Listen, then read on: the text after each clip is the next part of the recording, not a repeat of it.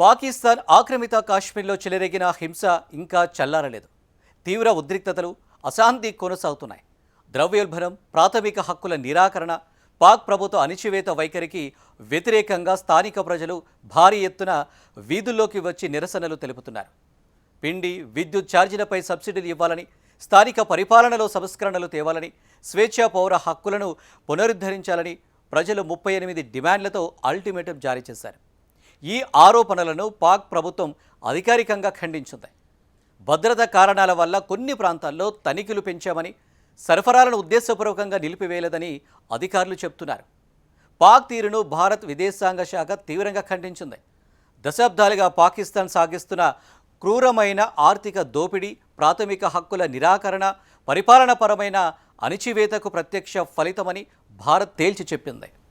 పాకిస్తాన్ ఆక్రమిత కశ్మీర్లో కొనసాగుతున్న ప్రజా ఆందోళనలు ఇప్పుడు కొత్త మలుపు తిరిగాయి.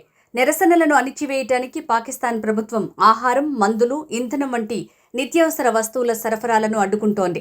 పాక్ దుశ్చర్యలతో ఇప్పటికే ఆర్థిక ఇబ్బందులతో సతమతమవుతున్న పీఓకే ప్రజలు మరింత సంక్షోభంలోకి కూరుకుపోతున్నారు. పంజాబ్ ప్రావిన్స్ నుంచి పీఓకేలోకి వచ్చే ప్రధాన సరఫరా మార్గాలపై భద్రతా తనిఖీల పేరుతో సరుకు వాహనాలను నిలిపివేస్తున్నారు. దీనివల్ల గోధుమలు, పిండి, కూరగాయలు, వంట నూనె, పెట్రోల్, డీజిల్, వైద్య సామాగ్రి వంటి వస్తువుల సరఫరా పూర్తిగా నిలిచిపోతోంది. కొన్ని ప్రాంతాల్లో మెడికల్ షాపుల్లో మందుల కొరత ఏర్పడింది. ఆసుపత్రుల్లో కూడా అత్యవసర మందుల మాట దేవుడెరుగు, కనీస వైద్య సదుపాయాలు కూడా కల్పించలేకపోతున్నాయి. అలాగే ఇంధన కొరత కారణంగా ప్రజా రవాణా, సరుకు రవాణా వ్యవస్థలు కూడా తీవ్ర స్థాయిలో ప్రభావితమయ్యాయి.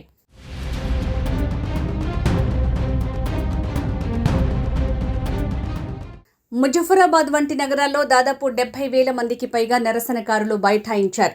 ఈ పోరాటంలో మహిళలు, చిన్నపిల్లలు కూడా పాల్గొని పాక్ సైన్యం వెనక్కి వెళ్లాలి అంటూ నినాదాలు చేస్తున్నారు.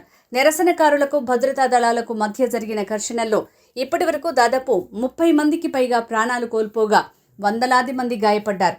శాంతియుతంగా నిరసనలు చేస్తున్న నిరసనకారులపై పాక్ సైన్యం, రేంజర్స్ విచక్షణారహితంగా కాల్పులు, లాఠీచార్జ్ చేయటమే కాక టియర్ గ్యాస్ ప్రయోగిస్తున్నారు.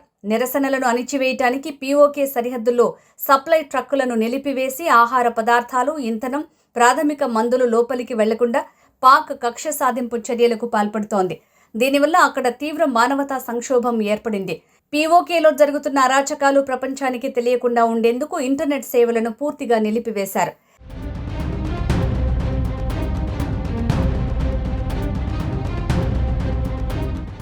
నిరసనలకు నాయకత్వం వహిస్తున్న జేఏఏసీ కమిటీని పాకిస్తాన్ ఉగ్రవాద నిరోధక చట్టం కింద నిషేధించింది.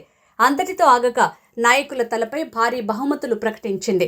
పీఓకేలో తన వైఫల్యాలను కప్పిపుచ్చుకోవడానికి పాక్ రక్షణ మంత్రి ఖవాజా ఆసిఫ్ భారత్పై సింధు జలాల ఒప్పందం వివాదాన్ని తెరపైకి తెస్తూ యుద్ధ బెదిరింపులకు దిగారు. పైగా పీఓకే ప్రజలను నిజమైన కశ్మీరీలు కారు అని అవమానించడంపై నిరసనలు ఉవ్వెత్తున ఎగిసిపడుతున్నాయి.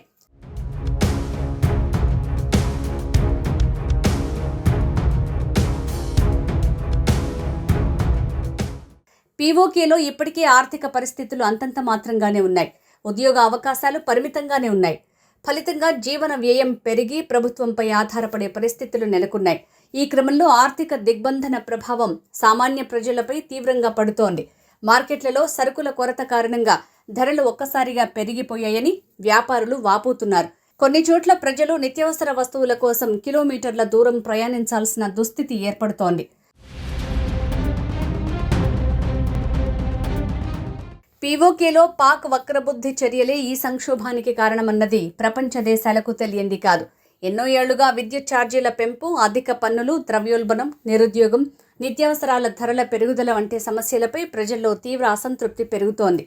ముఖ్యంగా విద్యుత్ ఉత్పత్తి చేసే ప్రాంతమైనప్పటికీ స్థానిక ప్రజలకు అధిక ధరలకు కరెంటు సరఫరా చేయడంపై నిరసనలు వెల్లువెత్తాయి. ఈ క్రమంలో జాయింట్ అవామీ యాక్షన్ కమిటీ ఆధ్వర్యంలో భారీ ర్యాలీలు, సమ్మెలు, బంద్ కార్యక్రమాలు నిర్వహిస్తున్నారు. గతేడాది జరిగిన నిరసనల తర్వాత కొన్ని డిమాండ్లను అంగీకరిస్తామని పాక్ ప్రభుత్వం హామీ ఇచ్చినప్పటికీ వాటి అమలులో పురోగతి ఏమాత్రం లేదు. దీంతో పీఓకే ప్రజలు మళ్లీ వీధుల్లోకి వచ్చారు. హై వోల్టేజ్ టెన్షన్ వాతావరణం నెలకొన్న పీఓకేలో ఈ మధ్యకాలంలో శాంతి భద్రతలు పూర్తిగా క్షీణించాయి. అనేక ప్రాంతాల్లో నిరసనకారులు, భద్రతా బలగాల మధ్య ఘర్షణలు చోటు చేసుకున్నాయి.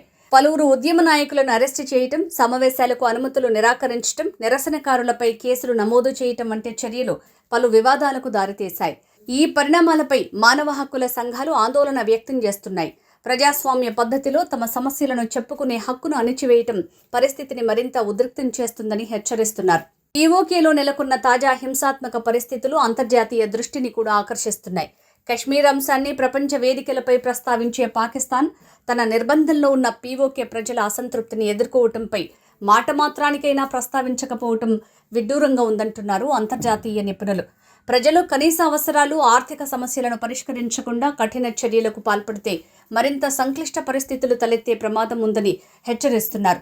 మరోవైపు నిరాయుధులైన పౌరులపై పాక్ సైన్యం చేస్తున్న దాడులు, ఇంటర్నెట్ నిలిపివేత, కనీస సరుకుల సరఫరాను అడ్డుకోవటం వంటి అనాగరిక చర్యలకు గాను పాకిస్తాన్ను అంతర్జాతీయ సమాజం జవాబుదారీ చేయాలని భారత్ డిమాండ్ చేసింది.